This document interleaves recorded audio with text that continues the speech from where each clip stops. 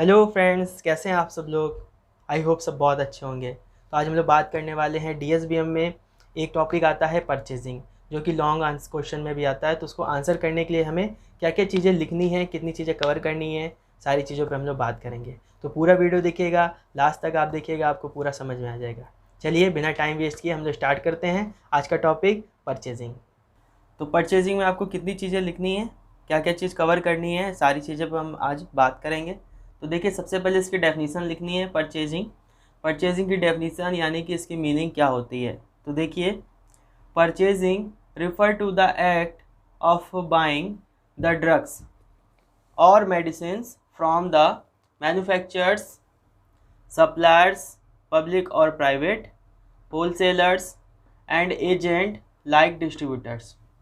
तो हमें इसकी डेफिनीसन में क्या चीज़ लिखनी है कि परचेजिंग एक ऐसा एक्ट है, एक ऐसा प्रोसेस है जो कि मेडिसिन या ड्रग्स को ख़रीदने के लिए होता है या किया जाता है। तो परचेजिंग एक ऐसी प्रक्रिया है जिसमें हम मेडिसिन या ड्रग्स को ख़रीदते हैं।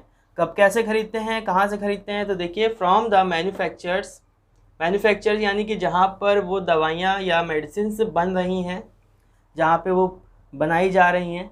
सप्लायर्स, ये सप्लायर्स हैं जो सप्लाई करते हैं मैन्युफैक्चर से ले करके और उसके आगे ये कस्टमर या डिस्ट्रीब्यूटर्स तक सप्लाई करते हैं। सप्लायर पब्लिक और प्राइवेट, सप्लायर दो तरह के हो सकते हैं, पब्लिक और प्राइवेट। पब्लिक यानी कि जो गवर्नमेंट के द्वारा ऑथराइज हैं, जिनको गवर्नमेंट ने हायर कर रखा है सप्लाई के लिए। और प्राइवेट, प्राइवेट वो हैं जो कि गवर्नमेंट के द्वारा ऑथराइज नहीं हैं, जिनको गवर्नमेंट ने हायर नहीं किया है और वो काम भी सप्लाई का कर रहे हैं। तो सप्लायर्स हमारे दो तरह के हैं, पब्लिक और प्राइवेट। पब्लिक जो गवर्नमेंट के द्वारा हायर हैं, और प्राइवेट जिनका अपना खुद का सेल्फ सप्लाइंग का बिजनेस है।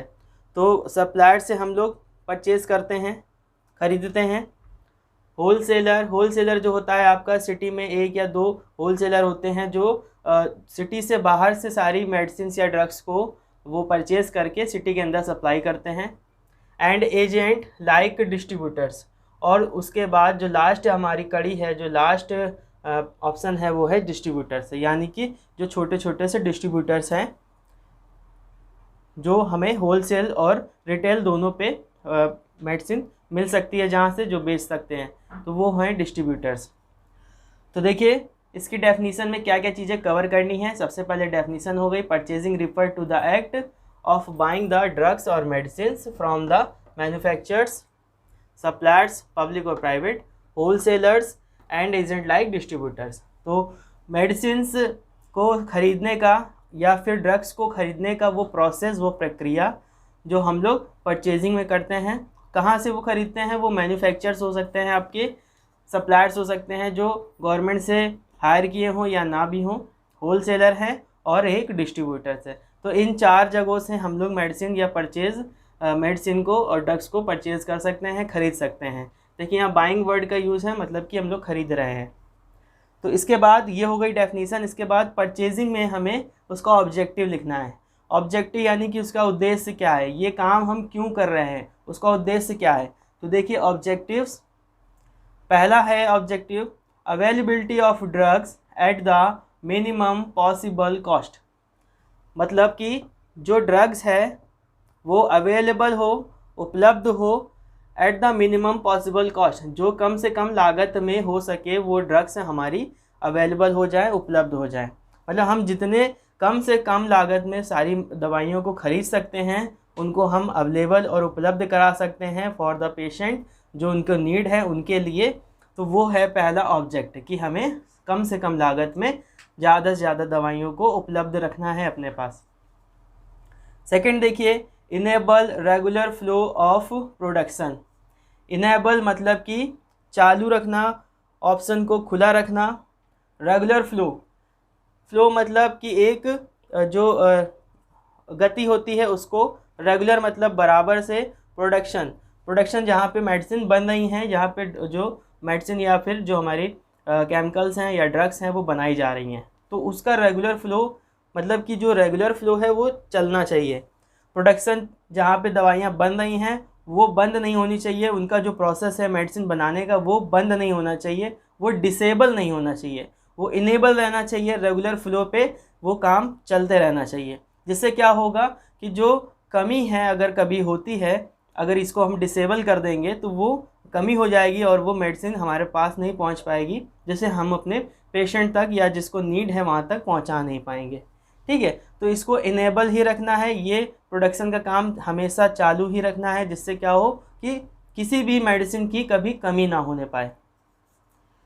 थर्ड देखिए, developed alternate source of supply. Source of supply मतलब कि वह जगह जहाँ से जो परचेजिंग हम कर रहे हैं, जहाँ से वो मेडिसिन आ रही है, तो वो सोर्स क्या है, वो स्रोत क्या है जहाँ से वो हम सप्लाई ले रहे हैं। अगर मान लीजिए इमरजेंसी केस में वो सप्लाई वहाँ पर नहीं मिलती है, वो मेडिसिन वहाँ पर नहीं मिल रही है, या वो हमारे पास जो है हम वहाँ तक पहुँच नहीं पा रहे हैं, तो हमारे पास अल्टरनेट सोर्स होना चाहिए, कोई दूसरा ऑप्शंस भी होना चाहिए, जिससे कि हम उसी मेडिसिन को उस सोर्स से अगर ना मिल पाए तो हम उसको परचेज़ कर लें और अपना जो पेशेंट का ट्रीटमेंट है वो कंटिन्यू करा सकें। तो देखिए, डेवलप्ड अल्टरनेट सोर्स मतलब डेवलप करना है हमको, वो बनाना है, वो चीज़ विकसित करनी है। अल्टरनेट सोर्स मतलब कोई दूसरा रास्ता भी बना के रखना है सप्लाई का। अगर एक से सप्लाई नहीं मिल पा रही है तो हमें कोई दूसरे रास्ते भी सप्लाई के रखने हैं, जिससे कि मेडिसिन की कमी ना हो पाए, जो प्रोडक्ट्स हैं उसकी कमी ना हो पाए और पेशेंट का ट्रीटमेंट चलता रहे, उसमें कोई भी कमी ना हो पाए। नेक्स्ट देखिए, establish cordial relation with supplier. Establish माने बनाना, कार्डियल रिलेशन, कार्डियल शब्द जो है वो आपके कार्डियक से लिया गया है। कार्डियक यानी कि आपका जो कार्डियक सिस्टम है जो हृदय से रिलेटेड है, तो आपका जो कार्डियल रिलेशन है मतलब एक ऐसा रिलेशन बनाना है, एक ऐसा बॉन्ड बनाना है जो कार्डियल हो, जिसमें कोई स्वार्थ ना हो, निस्वार्थ हो, वो ऐसा रिलेशन बनाना है विद सप्लायर। ऐसा क्यों करना है? क्योंकि इन केस अगर आपके पास पेमेंट नहीं हो पा रहा है या वो मेडिसिन नहीं मंगवा पा रहा है, तो ये आपका सप्लायर आपसे बिजनेस बंद ना कर दे। इसलिए कार्डियल रिलेशन होना चाहिए। कार्डियल रिलेशन मतलब एक मैत्रीपूर्ण व्यवहार होना चाहिए आपके सप्लायर के साथ, जिससे इमरजेंसी कंडीशन में कभी आपके पास पेमेंट कैश ना हुआ, क्रेडिट ना हुआ, या उसके पास कुछ ऐसी समस्या आ गई कि आपको सप्लाई नहीं कर पाया, तो इस कारण से किसी एक छोटे कारण से वो बिजनेस आपका बंद ना हो, टूट ना जाए, इसलिए कार्डियल रिलेशन रखना चाहिए अपने सप्लायर से। इसके बाद देखिए, good coordination with other department. जैसे कि अभी हमने इस पर बात की, कार्डियल रिलेशन रखना है अपने सप्लायर के साथ, एक मैत्रीपूर्ण व्यवहार रखना है। उसी तरह से गुड कोऑर्डिनेशन भी ज़रूरी है अदर डिपार्टमेंट के साथ। कोऑर्डिनेशन मतलब एक तालमेल, ठीक है। तो good coordination with other department. अब ये अदर डिपार्टमेंट कौन से हैं और कौन से सप्लायर के अलावा कौन से ऐसे डिपार्टमेंट हैं जिनके साथ हमें कोऑर्डिनेशन अच्छा करना है? तो देखिए, 4 तरह के हैं। पहला है इसमें प्रोडक्शन डिपार्टमेंट। प्रोडक्शन बहुत ही ज़्यादा महत्वपूर्ण है, जहाँ पे सप्लाई जो आ रही है वो बन जहाँ रही है, जो भी प्रोडक्ट्स हैं आपके बन रहे हैं, जहाँ पे मैन्युफैक्चरिंग की जा रही है, तो उस डिपार्टमेंट के साथ भी आपका कोऑर्डिनेशन अच्छा होना चाहिए। इन केस अगर सप्लायर के पास वो मेडिसिन नहीं है तो आप डायरेक्ट वहाँ मैन्युफैक्चर से भी ले सकते हैं। ऐसा आपका रिलेशन या कोऑर्डिनेशन होगा, तभी वो मेडिसिन वहाँ से आपको डायरेक्ट मिल सकती है। Marketing department. मार्केटिंग डिपार्टमेंट का मतलब है कि जो रिसर्च वर्क हो रहा है, जो मार्केट में क्या न्यू आया है, उस डिपार्टमेंट के साथ आपका अच्छा कोऑर्डिनेशन होगा, तो वो आपके साथ उनका डेटा शेयर कर लेंगे, जिससे कि आपको नॉलेज हो जाएगी कि मार्केट में कौन सा न्यू प्रोडक्ट्स आया है या कौन सी न्यू मेडिसिन आई है जिस जो अभी बहुत ही ज़्यादा रनिंग में है और जो ज़रूरी है, लाइफ सेविंग है। तो मार्केटिंग डिपार्टमेंट से भी आपका रिलेशन बिल्कुल अच्छे से होना चाहिए, गुड कोऑर्डिनेशन के साथ होना चाहिए। नेक्स्ट है आपका फाइनेंस डिपार्टमेंट। फिनांस डिपार्टमेंट भी बहुत ही ज़्यादा महत्वपूर्ण डिपार्टमेंट है, जिनके साथ आपका कोऑर्डिनेशन अच्छा होना चाहिए।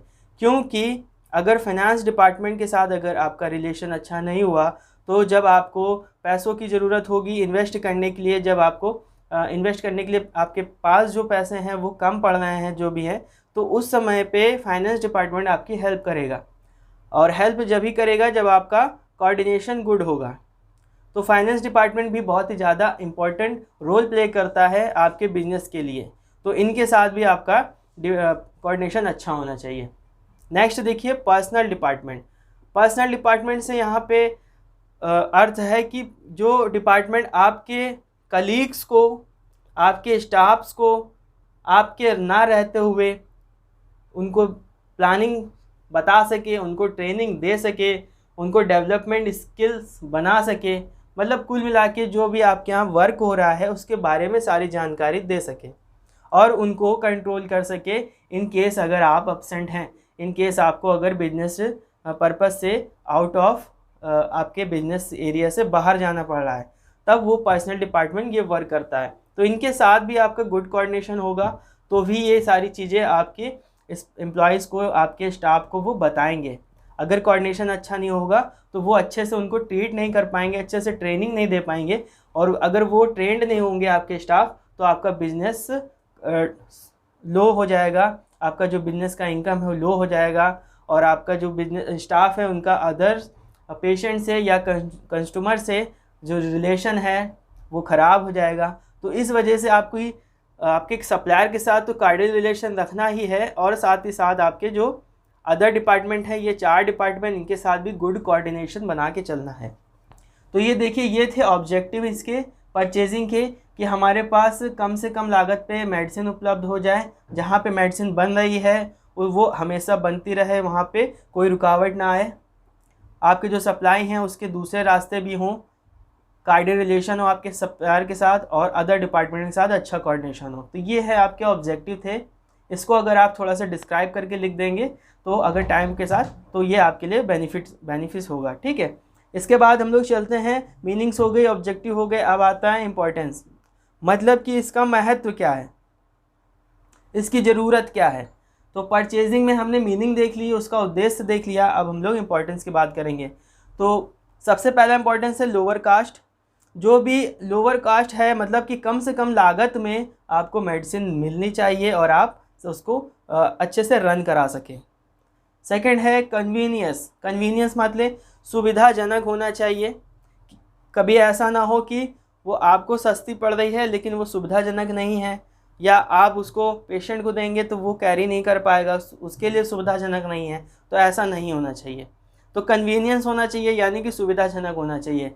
आपके जो भी मेडिसिन या प्रोडक्ट्स है, आप जो सर्विस दे रहे हो, वो कन्वीनियंस होना चाहिए। इसके बाद आपको रेंज ऑफ ड्रग, आपके पास जो ड्रग्स हैं, जो मेडिसिन है, उनकी अच्छी रेंज होनी चाहिए। रेंज का मतलब है कि आपके पास अच्छे रेंज में, मतलब सफिशिएंट क्वांटिटी में होना चाहिए, जिससे कि वो कम ना हो जल्दी। इन केस कभी कदार अगर कम होती है तो कोई दिक्कत नहीं, लेकिन हमेशा वो कम ना हो, हमेशा वो आपके स्टॉक से बाहर ना हो, जिससे क्या होगा, आपके पेशेंट की जो चेन है वो टूट जाएगी अगर वो कम हुआ। तो आपके पास रेंज अच्छी होनी चाहिए, आपके पास उसका अल्टरनेट सोर्स होना चाहिए। नेक्स्ट है देखिए, room of negotiation. Room of negotiation से मतलब है कि आपके पास एक ऐसा एरिया होना चाहिए पर्टिकुलर, जहाँ पे आप अपने suppliers, production, marketing, finance department और आपके जो भी डिपार्टमेंट जो आपके बिजनेस में आपको सपोर्ट कर रहे हैं, उनके साथ आप बैठ के गेट टुगेदर एक मीटिंग कर सकें, उनकी चीज़ों को आप समझ सकें और अपनी चीज़ों को समझा सकें। दोनों जो बात करेंगे दोनों पार्टीज़ में, तो आपकी जो गाइडलाइंस हैं, जो पॉलिसी हैं, वो आप उनको बता सकें, आपके जो टर्म्स हैं वो आप उनको बता सकें और उनकी चीज़ों को समझ सकें। तो एक ऐसा रूम होना चाहिए जो शोर शराबे से दूर हो, जहाँ पे ज़्यादा रश ना हो, और आप आराम से बैठ के मीटिंग कर सकें, उनसे बातचीत कर सकें, जो भी आपके सपोर्ट कर रहे हैं बिजनेस में। तो ये रूम ऑफ नेगोशिएशन का ये तात्पर्य है। इसके बाद देखिए, रिड्यूस्ड रिस्क। अगर आपको मेडिसिन परचेज़ करने में कोई रिस्क हो रहा है तो आप बिल्कुल मत करिए। इससे क्या होगा कि आपकी जो मेडिसिन्स है वो अगर रिस्क में है और आप लेकर आते हो, अगर वो लॉस हो जाती है या वो टूट जाती है, ब्रेक हो जाती है, तो उससे आपका लॉस होगा। आपका लॉस होगा तो आपका बिजनेस पे इफ़ेक्ट पड़ेगा। इसके बाद देखिए, सप्लाई इंफॉर्मेशन। आपके पास जो भी सप्लाई आ रही है, जो भी मेडिसिन्स आ रही हैं, जो भी प्रोडक्ट्स आ रहे हैं, उन सारी चीज़ों की आपके पास एक इंफॉर्मेशन होनी चाहिए, पूरा डेटा होना चाहिए, जिससे कि आपको उसका डॉक्यूमेंटेशन करने में, उसकी फ़ाइल मेंटेन करने में कोई समस्या ना हो। नेक्स्ट देखिए, स्टॉक कंट्रोल। स्टॉक यानी कि आपके पास जितने भी मेडिसिन्स हैं या ड्रग्स हैं और जो सर्जिकल आइटम हैं, जो कुछ भी हैं आपके पास, उन सबको कंट्रोल में रखना चाहिए। ऐसा ना हो कि जिसकी ज़रूरत है वो कम हो जाए और जिसकी ज़रूरत नहीं है वो आपके पास स्टॉक में बढ़ जाए। तो स्टॉक को कंट्रोल रखना चाहिए। ये स्टॉक को कंट्रोल करने के लिए एक हमारा टॉपिक है इन्वेंट्री कंट्रोल, उसको अच्छे से देख लीजिएगा। आप उसमें देख लीजिएगा कई आपकी टेक्निक्स हैं जिनके द्वारा आप उसको कंट्रोल कर सकते हैं। और लास्ट है आपका policy and guidelines. Policy and guidelines से जो भी चीज़ें आप वर्क कर रहे हो या आपके साथ जो बिजनेस में आपके सपोर्ट्स में हैं, जो आपके सप्लायर्स हैं, डिस्ट्रीब्यूटर्स हैं, होलसेलर्स हैं, जो भी हैं, सबका एक टर्म्स होता है, सबकी एक गाइडलाइंस होती है, सबके एक रूल्स होते हैं। तो वो रूल्स आप सबके साथ शेयर कर सको और सबको बता सको कि ये एक गाइडलाइंस है जो कि वैलिड है, जिसमें बेनिफिट है दोनों का, आपका भी और आपके कंज्यूमर का भी। उसके बिना कोई भी चीज़ें नहीं होनी चाहिए। तो ये सारी चीज़ें थी इम्पोर्टेंस। तो ये था हमारा परचेजिंग में हम लोगों ने बात की, उसकी मीनिंग्स क्या है, उसके ऑब्जेक्टिव्स क्या हैं और इम्पोर्टेंस। तो ये सारी चीज़ें आप कवर करके लिखेंगे तो आपके आंसर में एक ज़्यादा सा इफेक्ट पड़ेगा। तो फ्रेंड्स, ये था हमारा आज का टॉपिक परचेजिंग में जो लॉन्ग क्वेश्चन में आता है DSBM सब्जेक्ट में, उसमें क्या क्या चीज़ें कवर करके चलनी है, वो सारी चीज़ों पे हमने आज बात की। आई होप आप लोगों को ईजिली समझ में आ गया होगा। तो नए टॉपिक के साथ नए वीडियो में फिर से मिलेंगे। तब तक के लिए take care yourself and your family. Thank you.